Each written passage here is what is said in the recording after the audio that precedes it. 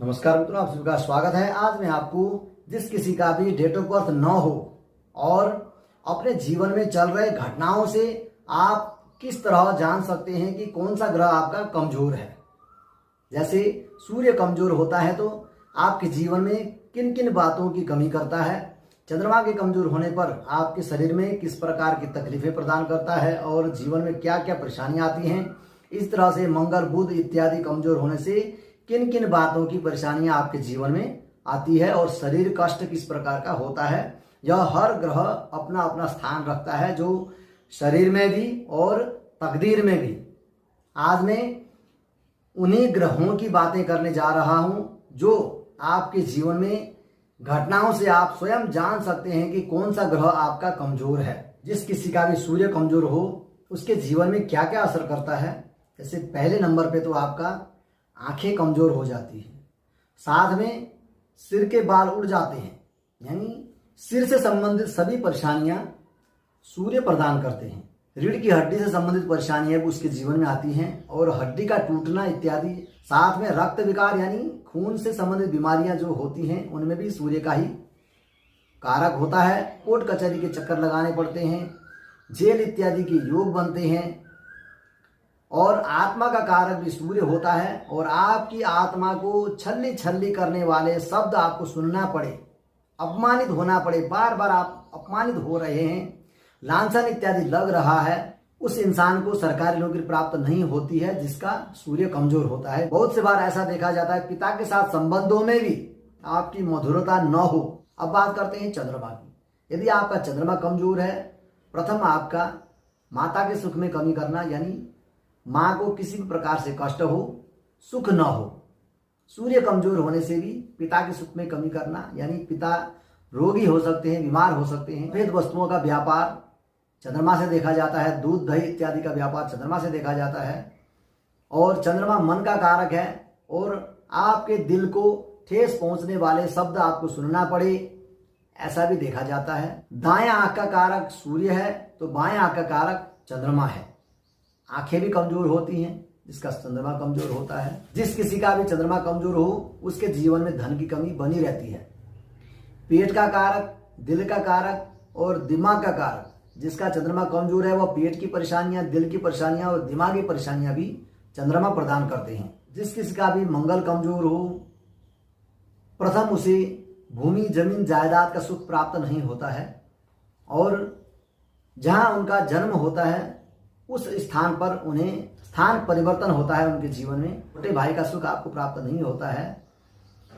शरीर में रक्त संबंधित परेशानियां भी मंगल ही देखते हैं। सूर्य और मंगल रक्त के कारक हैं और चंद्रमा मंगल भी कहीं ना कहीं रक्त का ही कारक माना जाता है। जिस किसी का भी बुध कमजोर हो, प्रथम उसके जीवन में बुद्धि से संबंधित परेशानियां उनके जीवन में आती है। जैसे भोलापन होकर के वह बालक पैदा हो। जिस किसी का भी बालक भोला हो, एक्टिव ना हो, उसके कहीं ना कहीं जन्म कुंडली में बुध कमजोर होता है।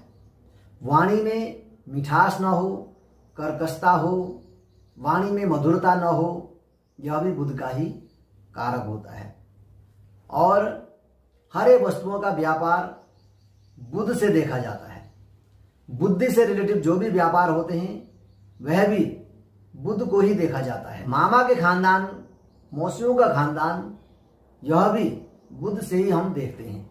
आपका मामा पक्ष किस प्रकार का है, आपको सुख मिलेगा नहीं मिलेगा। बुध कमजोर होने से चमड़े का बीमारी, चमड़े का रोग होता है। अब बात करते हैं बृहस्पति की। बृहस्पति के कमजोर होने से वात, पित्त, कफ 3 प्रकार की तकलीफें उसके जीवन में आती है जिसका बृहस्पति कमजोर हो। यानी पेट की बीमारी बृहस्पति देते हैं क्योंकि पेट में ही वात, पित्त और कफ समाहित होता है। पेट मेन होता है पूरे शरीर को चलाने के लिए। बृहस्पति को पेट का स्थान दिया गया है, भोजन का स्थान दिया गया है, जीव कहा गया है, यानी वह अनाज का व्यापार कर सकता है। जिसका शुक्र कमजोर हो उसके जीवन में सुख की कमी सदा बनी रहती है क्योंकि शुक्र सुख का कारक है।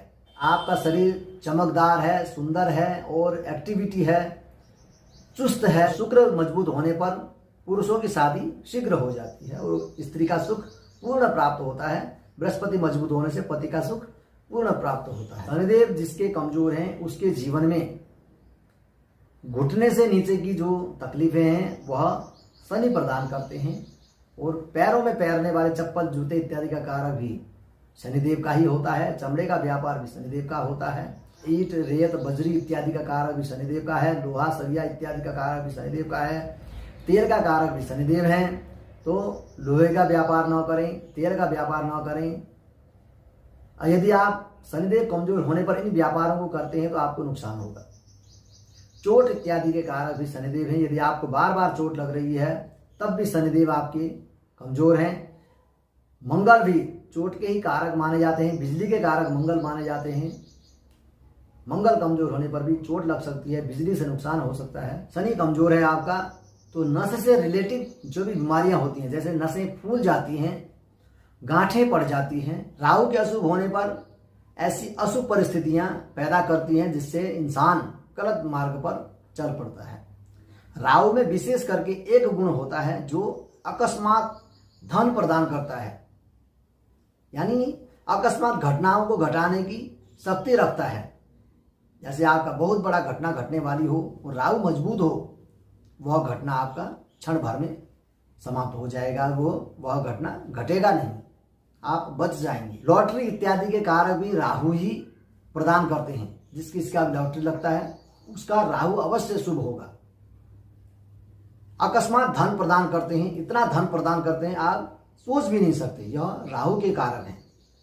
बात करते हैं केतु के विषय में। केतु इतना शुभ ग्रह है कि यदि शुक्र के साथ बैठ जाए, आपको जमीन से लेकर के आप इतना ऊंचा उठा देते हैं। जैसे बड़े बड़े व्यापारियों की कुंडली में शुक्र के साथ ही केतु को देखा जाता है, और गुरु के साथ भी केतु का होना बहुत ही शुभ औष प्रदान करने वाला बताया जाता है।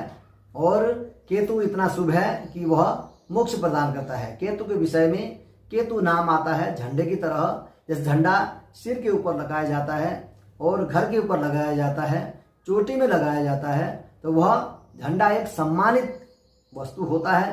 तो यह केतु भी इतना सम्मानित होता है कि इसमें भी बहुत सारे शुभ गुण ही पाए जाते हैं। यदि पाप ग्रह के साथ होता है तो यह पाप प्रभाव प्रदान करता है। जो ग्रह आपका कमजोर है उसी ग्रह की आप आराधना करेंगे तो आपकी जो कमी है उसकी पूर्ति हो जाएगी। मेरे YouTube चैनल को देखते रहें, लाइक करें, शेयर करें, सब्सक्राइब करें, बेल आइकन को अवश्य दबाएं। जय श्री राम।